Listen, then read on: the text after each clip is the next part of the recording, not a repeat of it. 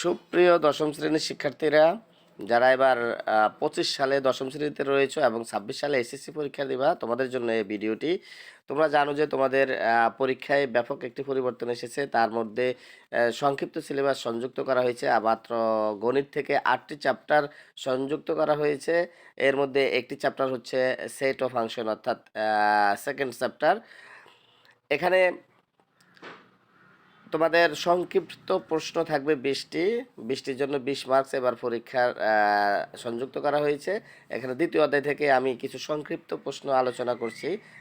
তোমরা এই প্রশ্নগুলো যদি আয়ত্তে রাখো, আমি প্রত্যেকটি চ্যাপ্টার ওয়াইজ এভাবে সংক্ষিপ্ত প্রশ্ন তোমাদের সাথে আলোচনা করব, এমসিকিউ আলোচনা করব, রচনামূলক আলোচনা করব। যদি তোমরা আমাদের এই চ্যানেলটির সাথে সংযুক্ত থাকো, তাহলে এই সংক্ষিপ্ত প্রশ্নটি তোমরা প্রতিদিন পেয়ে যাবে প্রত্যেকটা চ্যাপ্টার থেকে। আজকে আমরা দ্বিতীয় অধ্যায় থেকে আলোচনা করছি। সংক্ষিপ্ত প্রশ্ন, সেট কি, উদাহরণ দাও। উত্তর হচ্ছে নির্দিষ্ট কিছু বস্তুর সুনির্দিষ্ট সংগ্রহকে সেট বলে। যেমন এ একটি সেট যার উপাদান হচ্ছে 1 2 3 4। সাবসেট কি, উদাহরণ দাও। সাবসেট, যেটাকে আমরা বইয়ের ভাষায় উপসেটও বলি। সাবসেট একটি সেটের প্রতিটি উপাদান যদি অন্য একটি সেটের অন্তর্ভুক্ত হয়, তবে প্রত্যেক সেটটিকে দ্বিতীয় সেটের সাবসেট বলা হয়। উদাহরণটি দিলে তোমরা ক্লিয়ার বুঝবে। যেমন এ সমান 1 2 3, এটি একটি সেট। আবার বি একটি সেট, দেখো 1 2। তাহলে দেখো বি সেটটির ভিতরে যে উপাদানগুলো রয়েছে 1 2, এই দুটি উপাদান এ সেটের মধ্যে রয়েছে। তাহলে বি সেটটি হচ্ছে এ সেটের উপাদান। এটাকে বলা হয় এ বি সাবসেট এ, অর্থাৎ বি সেটটি এ সেটের উপসেট। 3 নম্বর হচ্ছে ইউনিভার্সাল সেট কি, উদাহরণ দাও। যে সেটের মধ্যে অন্য সব সেট বিদ্যমান তাকে ইউনিভার্সাল সেট বলে। ইউনিভার্সাল সেটকে সাধারণত মাদার সেটও বলা হয়। আপনাদের যতগুলো সেট তৈরি করা হয়, প্রত্যেকটা সেটের উপাদানগুলো এই ইউনিভার্সাল সেট থেকে নেওয়া হয়। যেমন ইউনিভার্সালকে যে ইউ দ্বারা প্রকাশ করা হয়।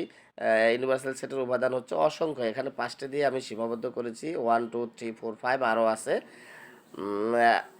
4 নাম্বার হচ্ছে খালি সেট। এটাকে ফাঁকা সেট বলি আমরা সাধারণত। ফাঁকা সেট অর্থাৎ যেই সেটে কোনো রকমের উপাদান থাকে না, কোনো উপাদান নেই, তাকে খালি সেট বলে, অর্থাৎ ফাঁকা সেট বলে। যেমন এ ইজুগাল টু ফাঁকা সেট, দেখো একটা সেকেন্ড ব্র্যাকেট দিয়ে দেওয়া হয়েছে, এর ভিতরে কিছু নেই। ইউনিয়ন এবং ইন্টারসেকশন এর মধ্যে পার্থক্য কি? ইউনিয়ন সেট তোমরা জানো, এই যে দেখি ইউর মতো ইউনিয়ন সেট, দুই বা ততোধিক সেটের সব উপাদানের সমষ্টি। দুই বা ততোধিক সেটের সব উপাদানের সমষ্টি, অর্থাৎ দুইটি সেটের মধ্যে যে যা রয়েছে সবগুলো নিয়ে, কমন আনকমন সবগুলো নিয়ে যে সেট তৈরি করা হয়, তখন তাকে বলা হয় ইউনিয়ন। অর্থাৎ এটাকে আমরা সংযোগ সেটও বলে থাকি। তোমরা যখন আমরা এই চ্যাপ্টারের অঙ্ক করাবো, তখন এটি আরও বেশি ক্লিয়ার হবে। দেখো তারপরে উদাহরণ দেওয়া আছে। যেমন এ সেটের উপাদান রয়েছে 1 2, বি সেটের উপাদান রয়েছে 3 4। এই দুইটা সেটের ভিতরে যদি আমরা ইউনিয়ন করি, অর্থাৎ সংযোগ করি, তাহলে এ 1 2 আর 2 3 এর ভিতরে আমরা পাবো 1 2 3। অর্থাৎ কমন রয়েছে 2 আর আনকমন রয়েছে 1 3। এই তিনটা নিয়ে এ ইউনিয়ন বি। ইন্টারসেকশন অর্থাৎ এটাকে আমরা সেটও বলে থাকি। দুই বা ততোধিক সেটের সাধারণ উপাদান। দুই বা ততোধিক সেটের সাধারণ উপাদান, অর্থাৎ দুই সেটের ভিতরে যেই উপাদানগুলো কমন, অর্থাৎ যেগুলো মিলে যায়, সেগুলো নিয়ে যেই সেট তৈরি হয়, সেটা হচ্ছে ইন্টারসেকশন বা সেট বাংলাতে। যে উদাহরণ একটু খেয়াল করো।